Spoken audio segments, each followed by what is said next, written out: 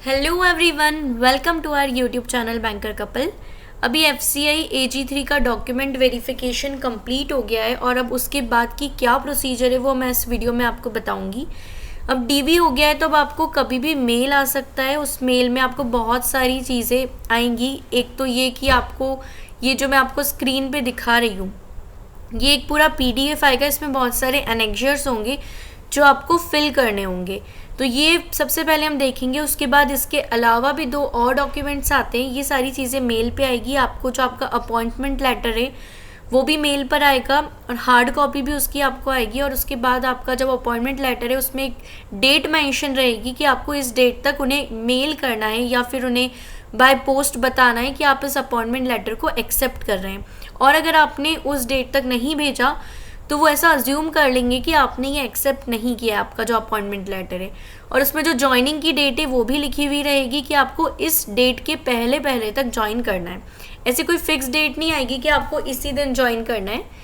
तो ये सारी चीज़ें आएगी। अब जो मेन फॉर्म है, जो एनेक्जर है, वो यही है। तो मैं आपको स्टार्टिंग से दिखाती हूँ। देखिए, सबसे पहले ये जो अटेस्टेशन फॉर्म है, यहाँ पर आपको अपना पासपोर्ट साइज फ़ोटोग्राफ लगाना है, कॉपी ऑफ रीसेंट फ़ोटोग्राफ, और उस पर आपको सिग्नेचर करना है। उसके बाद जो ये यहाँ पर आपको अपना नेम लिखना है, यहाँ पे आपको सरनेम लिखना है और यह नाम लिखना है आपको फुल ब्लॉक कैपिटल लेटर्स में। यहाँ पर आपको आपका प्रेजेंट एड्रेस लिखना है, पूरा एड्रेस। देखिए यहाँ पर लिखा हुआ है कि आपको कंप्लीट एड्रेस लिखना है। उसके बाद यहाँ पर आपको आपका होम एड्रेस लिखना है। तो यहाँ पर सबसे ऊपर जो है, यहाँ प्रेजेंट एड्रेस लिखेंगे जहाँ पर आप अभी रहते हैं, और यहाँ आप आपके घर का एड्रेस लिखेंगे जहाँ पर आपका परमानेंट एड्रेस होगा। ये वाला तो आप नॉट एप्लीकेबल कर सकते हैं। ये तो उनके लिए जो पाकिस्तान या बांग्लादेश से में पहले रहते थे, तो ये उनके लिए है। उसके बाद नेक्स्ट है ये 4th पॉइंट। ये बहुत इंपॉर्टेंट है और इसमें बहुत सारे लोगों को डाउट रहता है। देखिए यहाँ पर लिखा है particulars of places with periods of residences where you have resided for more than 1 year at a time during the preceding 5 years. अगर आप पिछले 5 साल में अपनी जो होम सिटी है या आप जहाँ पर भी रहते हैं उसके अलावा कहीं रहे हैं और 1 साल से ज़्यादा रहे हैं, 1 ईयर से ज़्यादा अगर आप रहे हैं, तो आपको पीरियड मेंशन करना है कि आप कब से कब तक रहे हैं, वहाँ पर क्या एड्रेस था और वहाँ का डिस्ट्रिक्ट हेडक्वार्टर क्या था। तो ये आपको लिखना है। जैसे फॉर एग्जांपल, अगर मान लीजिए मैं पुणे रही 1 साल, तो मैंने यहाँ पे मेंशन कर दिया। लेकिन अगर मैं पुणे 6 महीने ही रही थी तो मुझे यहाँ मेंशन नहीं करना है। तो अगर कोई और सिटी में आप 1 साल से ज़्यादा रहें तो ही आपको मेंशन करना है, और अगर आप नहीं रहे तो आपको क्लियरली यहाँ पर नॉट एप्लीकेबल लिख देना है। तो ये वाला पॉइंट हो गया। उसके बाद जो नेक्स्ट पॉइंट है, यहाँ पे name, nationality, place of birth, occupation, present postal address और परमानेंट होम एड्रेस। ये आपको किस किस का लिखना है? आपके फादर का, मदर का, अगर आप मैरिड है तो हस्बैंड वाइफ का, आपके ब्रदर और सिस्टर, जो आपके रियल ब्रदर और सिस्टर है उनके बारे में। ये सारी चीज़ें आपको यहाँ पर फिल करनी है। अब नेक्स्ट पेज पे हम आते हैं। देखिए यहाँ पर information to be furnished with regard to son और daughter in case they are studying और living in a foreign country. तो अगर आपके सन और डॉटर है, अगर आप मैरिड है और आपके अगर सन और डॉटर है तो ही आपको ये लिखना है, अदरवाइज आपको यहाँ पर भी नॉट एप्लीकेबल लिखना है। उसके बाद नेशनैलिटी आपको लिखनी है, date of birth, present age, age at matriculation, मतलब 10th के टाइम आपकी क्या एज थी। उसके बाद प्लेस ऑफ बर्थ, डिस्ट्रिक्ट और स्टेट इन विच सिचुएटेड, ये यहाँ पर लिखना है। ये सारा तो ईजी है। आपका रिलीजन लिखना है। अगर आप SC/ST हैं तो आपको यस या नो मेंशन करना है। उसके बाद ये थोड़ा इम्पॉर्टेंट है, 10th point, educational qualification showing places of education with years in schools and colleges since 15th year of age. आपको 15th के बाद आपने क्या क्या किया। अगर आपने 9, 10th, 11, 12th ऐसे किए तो आपको नेम ऑफ स्कूल लिखना है, उसका पूरा एड्रेस लिखना है। कब आप एंटर किए थे तो आप कोई सी भी एक डेट लिख सकते हैं जब से सेशन चालू होता है और सेशन एंड होता है उसकी डेट। और एग्जामिनेशन आपने कौन सी पास की, मान लीजिए 10th की पास की, तो आपको यहाँ पर 10th लिखना है। अब नेक्स्ट है 11th point, are you holding और have any time held an appointment under central state government. मतलब अगर आपने कहीं भी जॉब की है कभी भी, चाहे वो सेंट्रल गवर्नमेंट हो, state government, semi government, quasi government, autonomous body या पब्लिक अंडरटेकिंग या प्राइवेट फर्म, कहीं पर भी अगर आपने जॉब की है तो आपने कब से कब तक जॉब की है वो आपको यहाँ पर बताना है। देखिए फ्रॉम में आपको कब डेट लिखनी है, टू में भी डेट लिखनी है। वहाँ पे आपकी क्या डेजिग्नेशन थी, क्या आपको एमोल्यूमेंट्स मतलब कितनी सैलरी मिलती थी, आपका नेचर ऑफ एम्प्लॉयमेंट क्या काम रहता था वहाँ पे, मतलब आप अपनी पोस्ट लिख सकते हैं। फिर यहाँ पे आपको पूरा नाम लिखना है कंपनी का और उसका कंप्लीट एड्रेस लिखना है और रीज़न लिखना है कि क्यों आपने प्रीवियस सर्विस छोड़ी। अगर प्राइवेट है तो आप ये लिख सकते हैं to prepare for government exams, और अगर गवर्नमेंट है तो आप ये लिख सकते हैं कि फॉर बेटर अपॉर्चुनिटी। अब 11th पॉइंट भी यही है, if the previous employment was under the government of India. हाँ, अब इसमें ये लिखा है कि अगर वहाँ पर जहाँ पर आप प्रीवियसली जॉब करते थे वहाँ पर अगर आपके ऊपर डिसिप्लिनरी प्रोसीडिंग्स हुई है या कुछ भी एक्शन हुआ है आपके अगेंस्ट, तो वो आपको लिखना है यस या नो करके।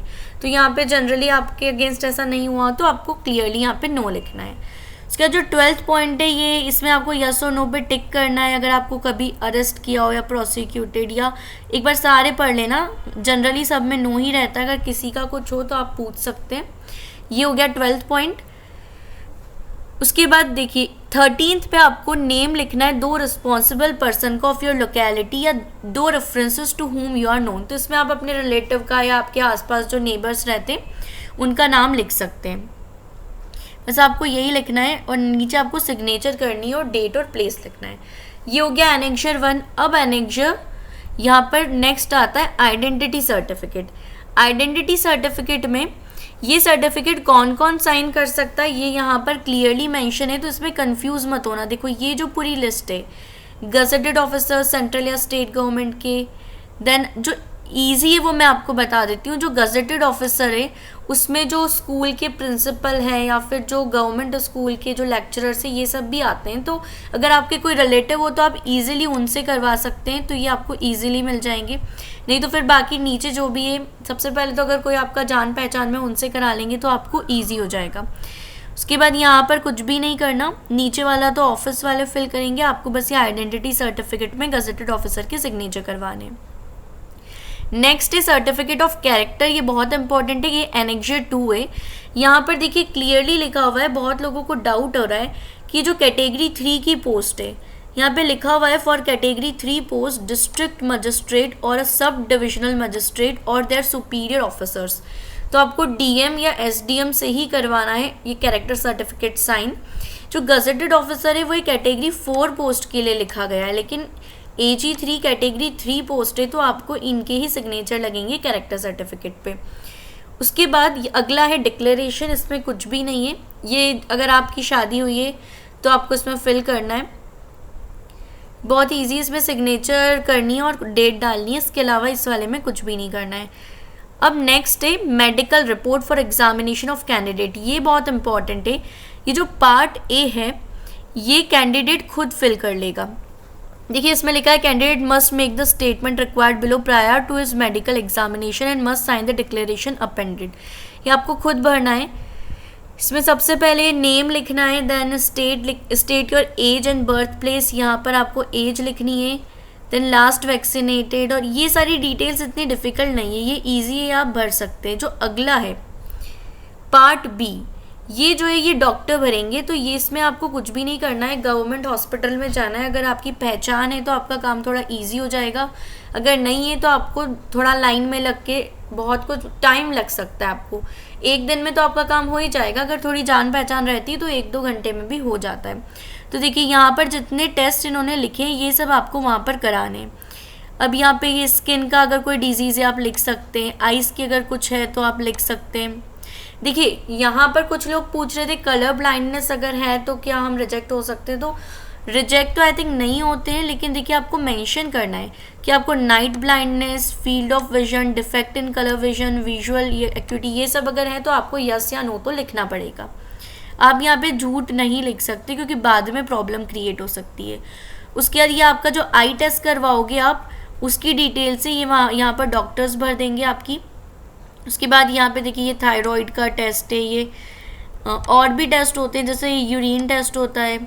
उसके बाद ECG भी करवाते हैं, जैसे मैंने अपने टाइम पे जब मेरा मेडिकल हुआ था तो ECG भी हुआ था। ब्लड टेस्ट हुआ था, यूरिन टेस्ट हुआ था, तो ये सारी चीज़ें होती है।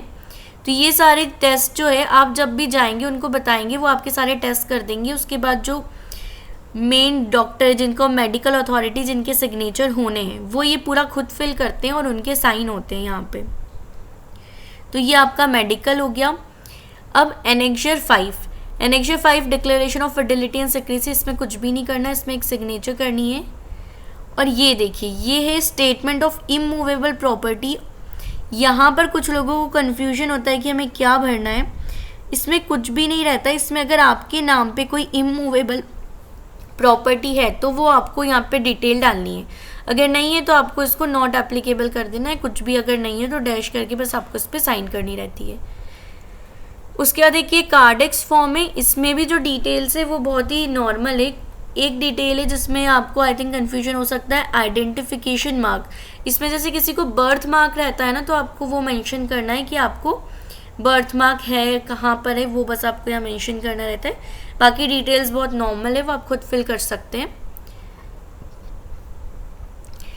और बाकी यहाँ पर LTC के लिए आपको डिटेल्स डालनी है डिपेंडेंट मेंबर की 17 नंबर वाले पॉइंट में। तो ये जो है ये पूरा फॉर्म है जो मैंने आपको बताया, ये आपको मेल पे आएगा, और जब मेल पे आएगा तो आपको ये फिल करना है। इसमें ज़्यादा कुछ ऐसा नहीं है कि आपको नहीं समझ आएगा। अगर कुछ नहीं समझ आता तो वहाँ पर जब ज्वाइनिंग के लिए जाएंगे तो वहाँ पर भी फिल कर सकते हैं। अब देखिए ये है अपॉइंटमेंट लेटर। अपॉइंटमेंट लेटर मैं आपको पूरा नहीं दिखा पाऊँगी क्योंकि जिनका भी ये पर्सनल रहता है। तो ये देखिए इसमें ऐसा आएगा, फर्स्ट पॉइंट जो है वो आपको ये आएगा कि आपकी सैलरी कितनी है। अभी तो ये यहाँ पर लिखा हुआ है कि इनका बेसिक पे इतना है, तो ये 28,200 बेसिक पे है। उसके बाद प्रोबेशन रहेगा 1 ईयर का from the date of appointment, और अगर आप प्रोबेशन के टाइम पे छोड़ना चाहते हैं तो आप 30 डेज़ का नोटिस देके या फिर पे एंड अलाउंसेस जो भी आपकी 30 डेज़ की सैलरी है वो देके छोड़ सकते हैं। उसके बाद आप कहीं भी एनी पार्ट ऑफ इंडिया सर्व आपको करना पड़ सकता है, इसमें ऐसा लिखा है। अभी जैसे आपको लिखा हुआ आएगा कि आपको किस रीजनल ऑफिस में फर्दर डिप्लॉयमेंट के लिए जाना है, तो ये ऐसा यहाँ पर लिखा हुआ आता है। उसके बाद देखिए यहाँ पर लिखा हुआ है कि employee may resign from the services of the corporation by giving 30 days notice during probation and 90 days notice after satisfactory completed probation. मतलब प्रोबेशन खत्म हो गया तो आपको 3 महीने का नोटिस देना होगा। आपको कोई ट्रैवलिंग अलाउंस या डेली अलाउंस नहीं मिलेगा ज्वाइनिंग करने के लिए, ये यहाँ पर लिखा है। और इसमें ये भी लिखा है कि अपॉइंटमेंट जो है वो प्रोविजनल है। ये सारी कंडीशंस दी है। पहली कंडीशन ये है कि मेडिकली फिट होना चाहिए। देखिए यहाँ किस किस के मेडिकल पे साइन हो सकते हैं वो लिखा है, सिविल सर्जन या फिर medical superintendent of government hospital, ये लिखा है। अगर आप मेडिकली अनफिट होंगे तो आपका अपॉइंटमेंट कैंसिल हो सकता है, लेकिन ऐसा कुछ होता नहीं है, मेडिकल में जनरली सब पास हो जाते हैं। उसके बाद ये वेरिफिकेशन ऑफ कास्ट जो है ये भी आपका होगा, और जब आपकी ज्वाइनिंग होगी तब भी आपको डॉक्यूमेंट्स लेके जाने होंगे जैसा इस अपॉइंटमेंट लेटर में लिखा हुआ है। देखिए 8th पॉइंट में लिखा हुआ है कि आपको कम्युनिकेट करना होगा एक्सेप्टेंस इस डेट तक, तो ऐसा आपको इस बार लिखा हुआ आएगा। और आपको किस डेट के पहले ज्वाइन करना है वो भी यहाँ पर लिखा हुआ आएगा। उसके बाद नेक्स्ट देखिए, अगर आपका एक्सेप्टेंस रिसीव नहीं होता इस डेट तक या आप ज्वाइन नहीं करते हैं तो आपका जो है कैंडिडेचर कैंसिल हो जाएगा, ऐसा इसमें क्लियरली लिखा है। अब 9th नंबर का जो पॉइंट है इसमें लिखा है कि आपको ये सारे डॉक्यूमेंट्स ओरिजिनल में लेके आने हैं, फिर से लेके जाने हैं। देखिए क्या क्या डॉक्यूमेंट है, एजुकेशनल क्वालिफिकेशन, एज, एक्सपीरियंस को सपोर्ट करने वाला, अगर आप किसी भी कैटेगरी में हैं तो उसका certificate, relieving order and LPC from present employer, अगर आप एम्प्लॉय थे तो आपको रिलीविंग ऑर्डर लेके जाना है, service particular certificate from the office in case he is seeking age relaxation, अगर एज रिलैक्सेशन सीख कर रहे हैं तो वो भी लेके जाना है। उसके बाद डिस्चार्ज सर्टिफिकेट, ये तो एक्स सर्विसमैन के लिए है। उसके बाद जो मैंने फॉर्म्स बताया आपको, attestation form, annexure 1, annexure 2 character certificate, annexure 3 marital status, annexure 4 medical certificate, ये सब आपको लेके जाने हैं। उसके बाद आपको एनेक्जर 5 लेके जाना है, ये जो मैंने आपको बताया था। एनेक्जर 6 इमूवेबल प्रॉपर्टी वाला, कार्डेक्स फॉर्म जिसमें सेल्फ अटेस्टेड फोटोग्राफ लगानी है, और 3 latest passport size photograph attested करना है रिवर्स साइड, मतलब रिवर्स साइड पे आपको साइन करना है। तो ये सारे आपको ओरिजिनल डॉक्यूमेंट्स लेके जाने हैं। Verification at the time of joining वापस से लेके जाने हैं, तो उसमें आप कंफ्यूज मत होना कि हमें फिर से ले जाने या नहीं। इस बार भी आपको मेल आएगा तो ऐसा ही लिखा होना चाहिए मेल में। तो अगर आपको कुछ भी और डाउट हो तो आप पूछ सकते हैं। Thank you so much for watching this video and don't forget to like, share and subscribe our YouTube channel. Thank you so much.